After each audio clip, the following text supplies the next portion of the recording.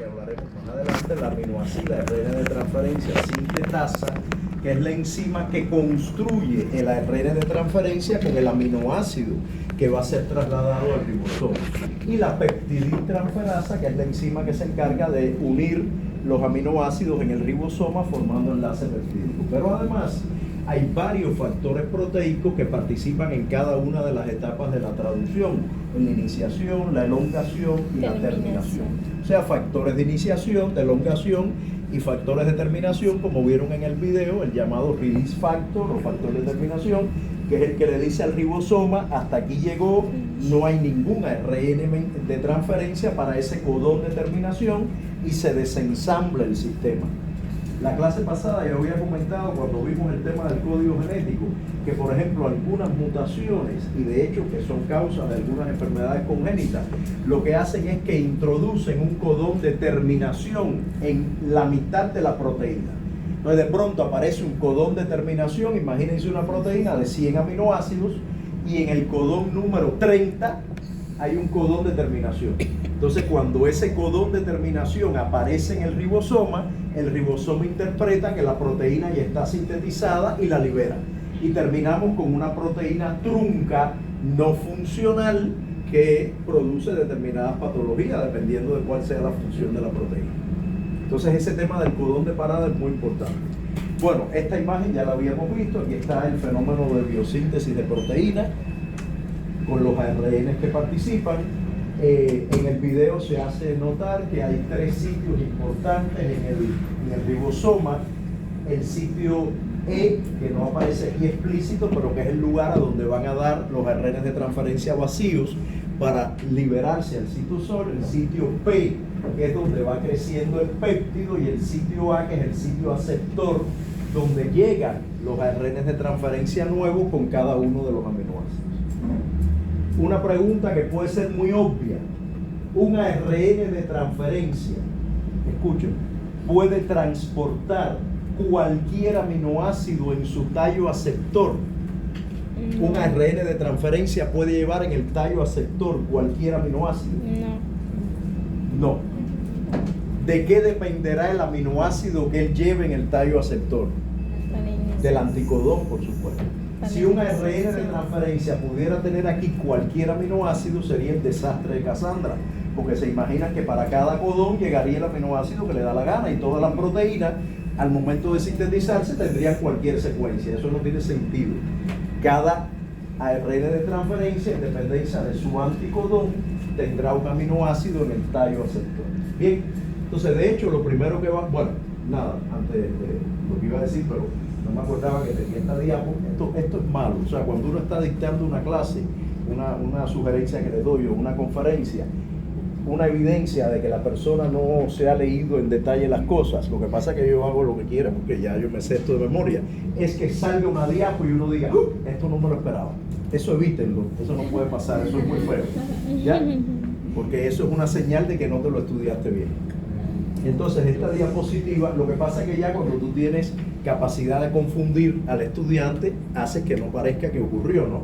Pero bueno, aquí están las 3 etapas de la traducción de proteínas: iniciación, donde se arma la estructura de ribosomas con ARN mensajero; elongación, donde se elonga, o sea, donde crece la cadena peptídica; y terminación, cuando aparece el codón de parada y se disocia el sistema.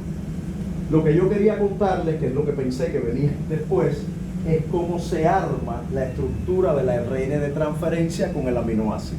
Bien, ya ustedes mismos me dijeron que obviamente cualquier ARN de transferencia no puede tener en su tallo aceptor a cualquier aminoácido. Dependerá de la secuencia del anticodón que complementa con el codón del ARN mensajero. Una característica interesante que ya la había mencionado y ahora la voy a destacar otra vez, es que el ARN de transferencia tiene bases nitrogenadas no comunes, digamos, no ordinarias. Hay de pronto pseudouridina, ribopimina, dihidrouridina, o sea, son bases nitrogenadas nucleótidos con bases nitrogenadas no convencionales que ayudan a adoptar esta conformación. Bien, y lo otro que quería destacar es que en el tallo aceptor, el último nucleótido tiene una base de adenina. El último nucleótido del tallo aceptor, la base nitrogenada que tiene es adenina. Entonces ahora les voy a contar cómo a este nucleótido terminal se une el aminoácido. Vamos a ver cómo se arma el aminoacil ARN de transferencia. Para que se arme el aminoacil, o sea, aminoácido con ARN de transferencia, el aminoacil ARN de transferencia, hace falta una enzima que casualmente se llama aminoacil ARN de transferencia sintetasa. Obvio, ¿no? La que sintetiza el aminoacil ARN de transferencia. Entonces, imagínense que esto que está en la puntica, en el tallo aceptor, que ya les dije que era un nucleótido de adenina, es todo esto grandote que hay aquí. Esto grandote es esta puntita de acá. Aquí está la adenina, la ribosa y el grupo fosfato, y aquí está el ARN de transferencia. Todo esto es esto que está aquí. Y aquí está el aminoácido. Si ustedes se fijan, el aminoácido que se une al ARN de transferencia no lo hace por la base nitrogenada. Él se une a la pentosa, a la ribosa. Se puede unir a través del carbono, o sea, del hidroxilo que está en el carbono 2 o el carbono 3, dependiendo del aminoácido. Pero bueno, eso es no es trascendente, digamos. Se va a unir por un enlace covalente o al carbono 2 o al carbono 3 de la ribosa, que es a su vez la que forma el último nucleótido del tallo aceptor. ¿Ven? Ahí se une. Ahora, para que eso ocurra, repito, hace falta una enzima que es aminoacil ARN de transferencia sintetasa. Esta enzima tiene la peculiaridad de leer el código genético, porque ella no puede poner en cada ARN de transferencia el aminoácido que le dé la gana.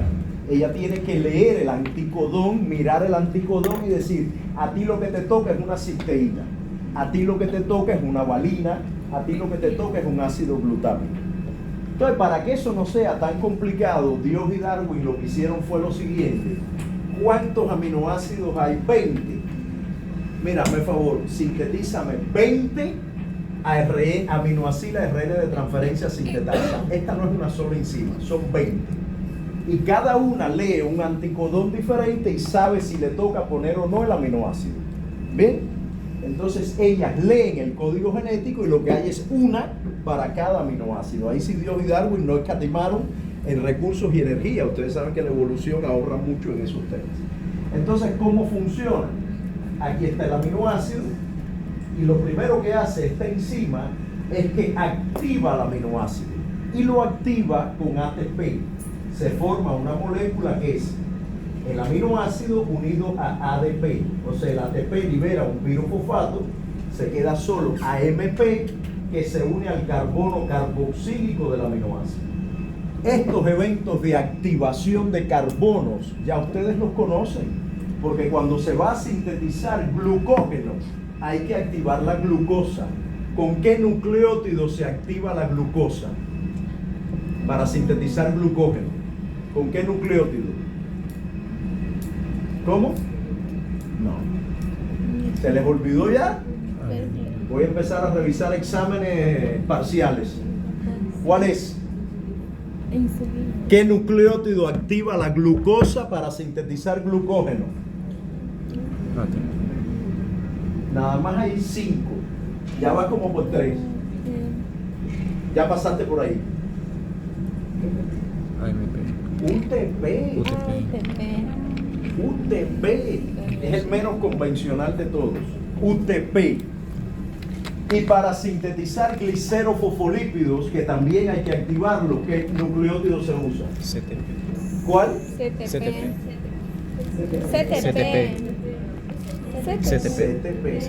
Aquí hemos dicho. CTP, por favor. Hemos dicho eso. Dios los coja confesado. CTP. Bueno, para los aminoácidos aquí se usa AMP. El AMP activa el carbono carboxílico y como sucede en muchas reacciones de este tipo, pasan cosas así media locas donde el carbono acaba de ser activado y el paso que sigue es quitarle el AMP. O sea, ella corre y coloca AMP y lo próximo que hace es que lo quita. ¿Y eso para qué diablo sirve? Para que este carbono quede lo suficientemente inestable. Los carbonos se tienen que unir a cuatro, o sea, tienen que tener 4 enlaces. Ahí tiene 3. El cuarto lo empieza a buscar de manera desesperada y se une a este hidroxilo que está en el tallo aceptor, en el último nucleótido de la ARN de transferencia. Este hidroxilo es este de acá.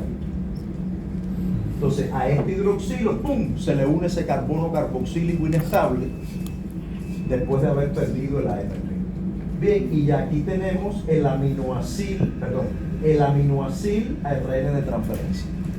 Listo.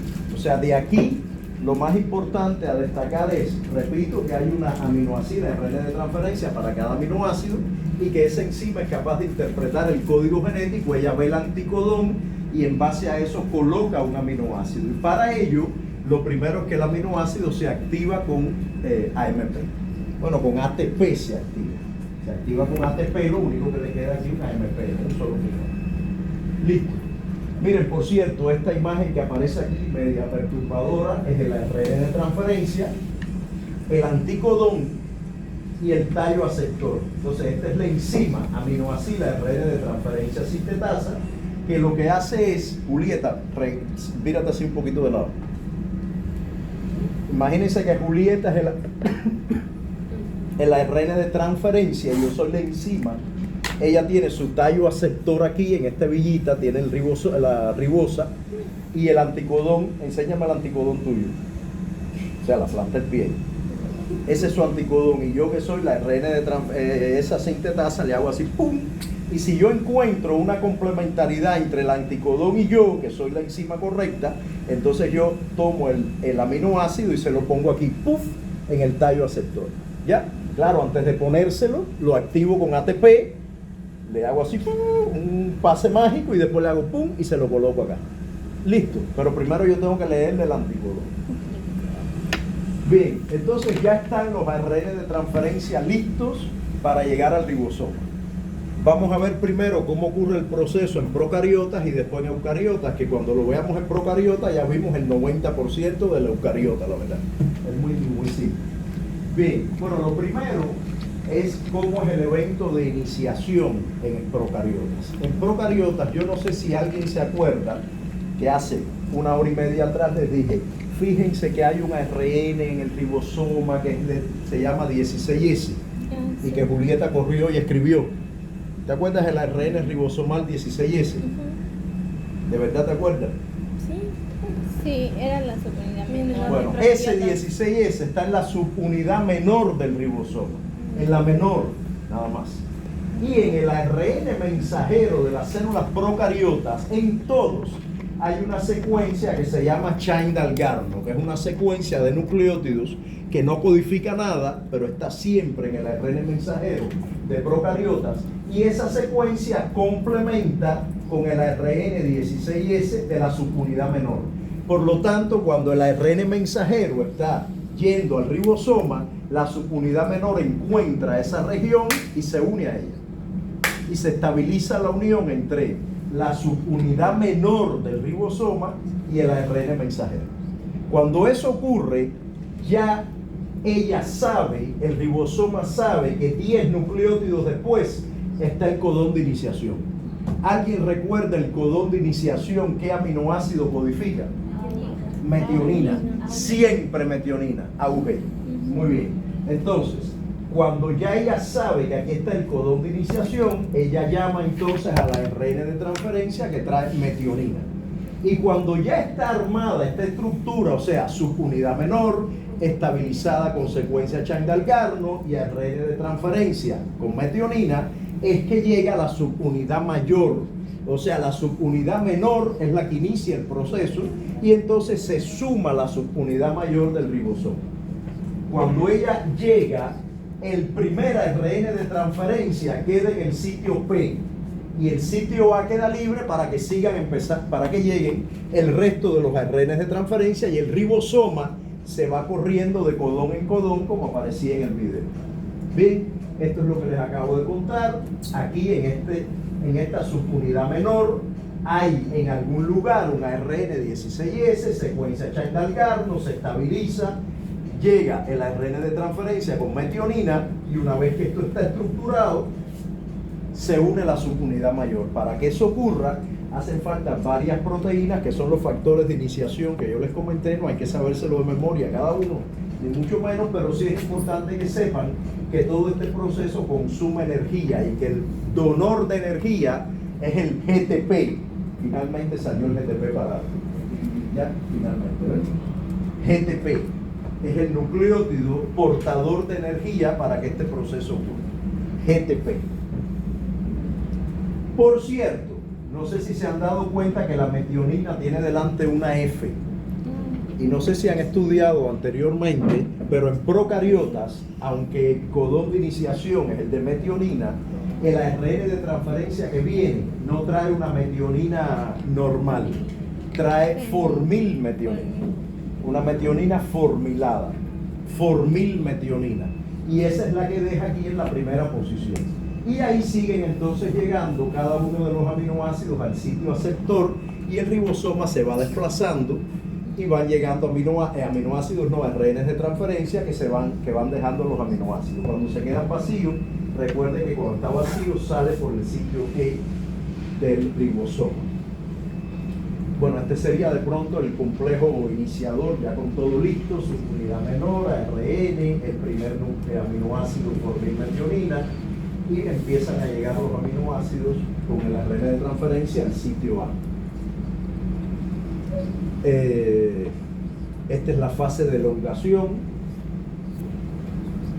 Va creciendo el péptido en el sitio P, o sea, lo que ocurre es que van llegando los ARN de transferencia al sitio A y el péptido, este aminoácido que está en esta posición, forma un enlace peptídico con el aminoácido nuevo y el péptido va creciendo. Bien.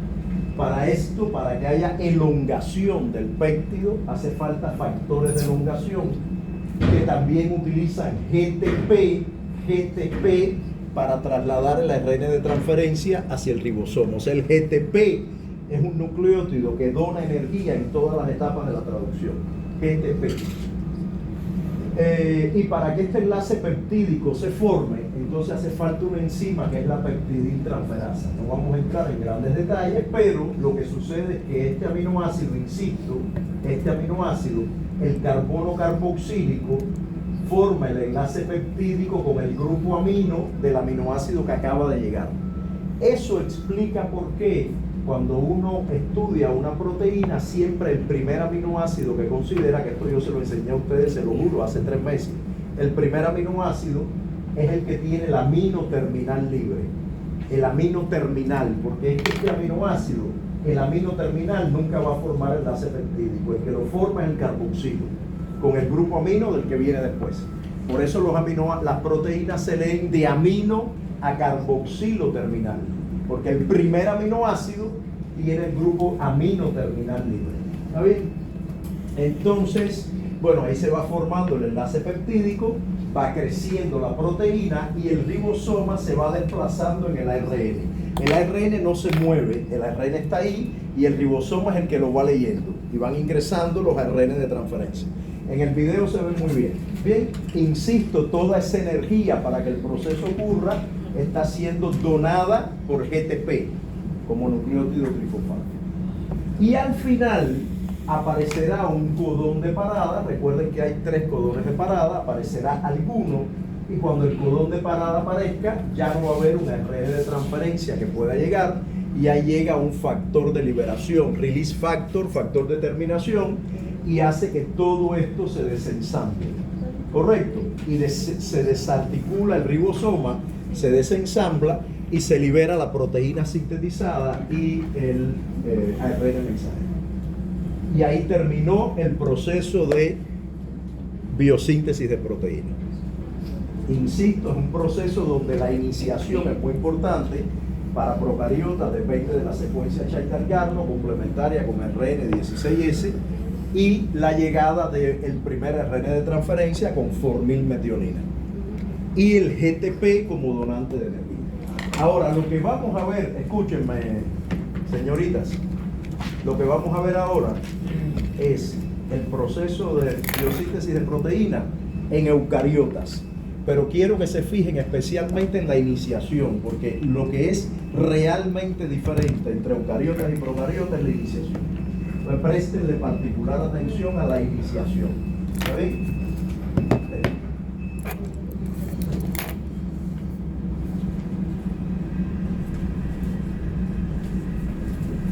Pasos del proceso de traducción.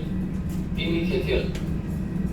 La subunidad pequeña del ribosoma se une al ARN transferente iniciador que lleva el aminoácido de inicio medionina. Este complejo se une entonces a la estructura CAP del extremo 5' del ARN mensajero y lo escanea hasta encontrar el codón de inicio AUG. El proceso está mediado por varios factores de iniciación. En el codón de inicio, la subunidad grande del ribosoma se une a todo el complejo y los factores de iniciación se liberan. El ribosoma tiene tres sitios. El sitio A sirve de entrada a nuevos ARN transferentes cargados con aminoácidos o aminoacil ARNT. El sitio P está ocupado por el peptidil ARNT, el ARN transferente que lleva la cadena polipeptídica creciente. El sitio E es la salida de los ARN transferentes después de haber dejado el aminoácido. El ARN transferente iniciador se coloca en el sitio P. Elongación.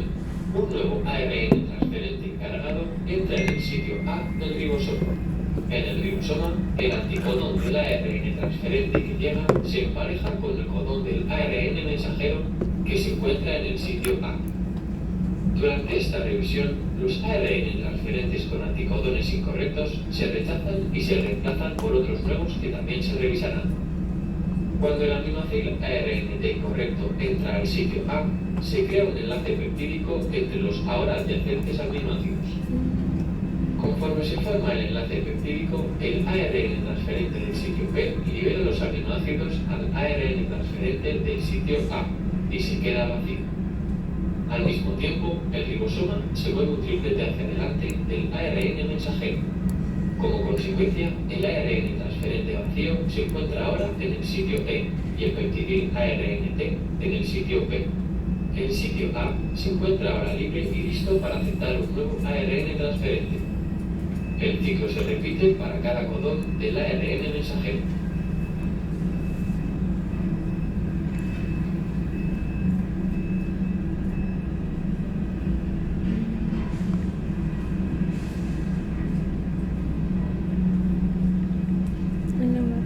Terminación. La terminación ocurre cuando en el sitio A se coloca alguno de los tres codones de parada. No hay ningún ARN transferente que pueda unirse al sitio A, ya que ninguno puede emparejarse con esa secuencia. En su lugar, estos codones son reconocidos por una proteína, un factor de terminación. Al unirse este factor de terminación, se cataliza la escisión del enlace que une el polipéptido y el ARN transferente. El polipéptido se libera del ribosoma. El ribosoma se disocia en sus subunidades y está listo para un nuevo ciclo de traducción. Muy bien, entonces vamos a tratar de encontrar las diferencias en el proceso de iniciación sobre todo. A ver, primero, ¿escucharon algo sobre secuencia Child-Algarno? Sí. Estaban dormidos, ¿no? Sí. Sí, porque, ay, se me desperté, profe, me despertó. Ahí está. En un cine, ¿no? ¿Oyeron hablar algo de secuencia Child-Algarno? No, ni de ARN16S, nada. ¿Qué subunidad del ribosoma es la que comienza aquí? Metionina. ¿La mayor o la menor? Menor. La menor. Menor. Igual que en los procariotas. Y se La une la menor, mayor. eso sí es igual. En eucariotas y procariotas empieza la menor. Lo único que en procariotas busca la secuencia Child-Algarno. Aquí, ¿qué es lo que busca la subunidad menor? La iniciación. ¿Qué busca? La caperuza. El cap. Busca la caperuza. Y cuando la busca, forma un factor de iniciación o una estructura de iniciación que incluye factores de iniciación, incluye el ARN mensajero e incluye el ARN de transferencia que trae ¿qué aminoácido? Metionina, que no está formilada, es metionina nada más. Y una vez que se arma esa estructura, va recorriendo el ARN mensajero hasta que encuentre el codón de iniciación. Entonces, y ahí empieza un proceso igualito que en procariotas. O sea, la diferencia está que no hay secuencia Chain-Dalgarno, que no haya RN16S que se encargue de complementar con la secuencia, que la metionina no es formilada. Similitudes hay, que por cierto acá el sitio de iniciación está en la caperuza, donde encuentra la caperuza. Y similitudes, el aminoácido sigue siendo metionina, aunque no esté formilado. El codón de iniciación sigue siendo el mismo, AUG. La subunidad menor sigue siendo la que comienza el proceso. Y lo otro que es igual es que la mayor trae estas tres zonas EP y A, igualito que si fuera procariotas. Bien, voy a volverles a poner solamente la parte de iniciación para que vean lo que les acabo de decir. Solo la iniciación. Pasos del proceso de traducción. Iniciación.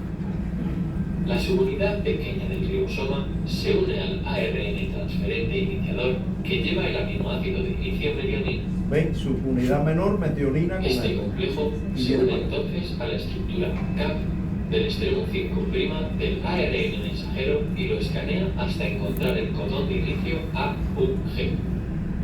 El proceso está mediado por varios factores de iniciación. En el codón de inicio, la subunidad grande del ribosoma se une a todo el complejo y los factores de iniciación se liberan. Ya, de ahí en adelante todo es igual. Por cierto, ¿cuál es la fuente de energía aquí? GDP. GTP. Ahí sí es igual también, GTP. Bien, entonces, listo. La iniciación es la etapa más diferente y tiene que ver con lo que habíamos dicho de los eventos que ya mencionamos. No voy a volver a repetir sobre el Chain-Dalgarno, etc. Bueno, esto es un poco más de lo que estábamos viendo. Aquí está la subunidad menor o pequeña, el ARN de transferencia con metionina, la caperuza, y comienza a escanear hasta que llega al sitio AUG. Y ahí entonces ocurre el proceso de biosíntesis de proteína con el mecanismo que ya hemos estudiado de ingreso de ARN de transferencia al sitio A y la formación del enlace peptídico que va creciendo, se va elongando en el sitio P. Bien, esta tablita tiene la comparación entre eucariotas y procariotas. Esta tablita y esta también, en ambas pueden ver diferencias como las que acabamos de hablar. Aquí no hay Chain-Dalgarno, aquí sí hay. Aquí hay ARN de transferencia con metionina, aquí está formilado. Bueno, lo que hemos hablado. ¿Alguien sabe? ¿Alguien tiene un plumón? Vuelvo a preguntar por si los que llegaron tarde lo tienen. Me haría falta un plumón a ver si cuento una cosa acá. ¿No? Bueno, ¿alguien sabe qué cosa es un ARN monocistrónico y policistrónico? ¿Saben cuál es la diferencia entre monocistrónico y policistrónico? No es igual. No, mono no es igual. Igual es homo. Mono, ¿qué cosa es? Uno. ¿No tienes ahí, gorda? ¿Cómo? ¿No tienes? Bueno, nada, lo que yo quería era, a ver, monocistrónico, ¿qué significa? Se lo voy a describir igual. Imagínense que hay un promotor y detrás del promotor un gen. Ya, se acabó. Eso es monocistrónico, eso es lo que pasa en nuestra célula. Policistrónico es que hay un promotor y detrás hay un gen que codifica la proteína X, un gen de la proteína Y, un gen de la proteína Z. Eso pasa mucho en los operones, el operón LAC, el operón histidina, que bajo el mismo promotor hay enzimas diferentes para el mismo proceso, para procesar la lactosa, sintetizar la histidina, sintetizar o degradar un aminoácido. O sea, una sola proteína Y múltiples proteínas. Ya. Esa es la diferencia. O sea, un promotor controla una proteína en eucariotas y en procariotas un promotor controla varias proteínas. Bueno, o una también, puede ser monocistrónico, pero puede ser también, y eso solo pasa en procariotas, policistrónico. Bien, lo que les iba a contar, además de dibujarles lo que les acabo de decir, es que eso se usa mucho en ingeniería genética. Para transformar una célula, usted puede construir un vector que tenga un promotor, y bajo ese promotor usted pone el gen de la proteína que usted quiere expresar, y además coloca, por ejemplo, un gen de una proteína reportera verde fluorescente, una proteína que se llama GFP, proteína verde fluorescente. Entonces usted coge ese vector y por transfección, hay muchas maneras de hacer que el vector ingrese a la célula que usted quiere modificar, y una vez que está dentro, ¿cómo usted sabe si ese vector ingresó y cómo usted sabe si su proteína se está produciendo? Una manera es simplemente usar un microscopio de fluorescencia y mirar las células que son verdes. ¿Por qué? Porque si la célula es verde, significa que el promotor indujo, estimuló la transcripción y traducción, ¿verdad? Y como esa proteína verde está bajo el mismo promotor de la proteína suya, pues eso es una manera indirecta de saber que su proteína también se está expresando. Entonces, en una primera fase de selección de las células que tiene la proteína que usted quiere, para hacer un clonaje o lo que sea, eso son cosas de laboratorio, pues usted puede usar este esquema, esta propiedad que en los eucariotas no existe, pero usted la construye, lo hace artificial. Entonces usted va a tener células que son verdes, y utilizando diferentes estrategias de clonaje o equipos del laboratorio, puede separar las células verdes y decir, estas células tienen la proteína que yo quiero. E insisto, para hacer eso, utiliza esta herramienta policistrónica, ¿no? De tener bajo un mismo promotor varios genes. También puede colocar, por ejemplo, un gen de resistencia a antibiótico, y eso le permite que su vector se multiplique en bacterias. Usted le añade el antibiótico y la bacteria que no tenga el vector se va a morir. La otra bacteria se va a quedar viva y usted puede colectarla y purificar de ahí el vector. O sea, eso se usa mucho en ingeniería genética. Yo a la coordinadora le había propuesto un seminario de ingeniería genética para cerrar, pero bueno, por ahora no va a ser. Más adelante me parece bonito tocar esos temas.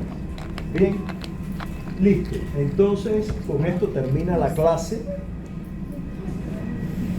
Con esto termina además el contenido fundamental del tema de ácidos nucleicos, porque la semana que viene, aunque vamos a hablar de ácidos nucleicos, vamos a hablar de cosas más peculiares. Vamos a hablar de lo que es la prueba de reacción en cadena de la polimerasa, vamos a hablar de las ribosimas,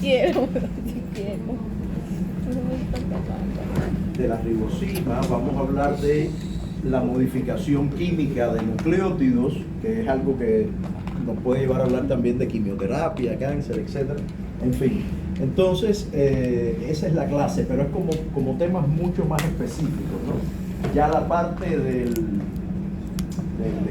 tema central de esta unidad acaba de ser terminado, ¿no? Entonces, nada, aquí están las conclusiones de todo lo que hemos conversado, que no las voy a leer, y obviamente les recuerdo que antes que para el miércoles que viene tienen que terminar este cuestionario, que tiene las mismas preguntas de siempre, lo único que abarca el contenido de las dos conferencias, de la semana pasada y de esta, pero son preguntas sumamente elementales, la verdad. No se perturben con ese tema. ¿Está bien? Entonces, visto el hecho y comprobado el caso de que son todavía las 4 menos cuarto, podemos tomar un receso hasta las 4, y a esa hora los equipos que van a exponer, pues vienen acá, van preparando su presentación y comenzamos el seminario sobre regulación de la expresión genética, que va a complementar muy bien el contenido de la clase. Déjame regularizar las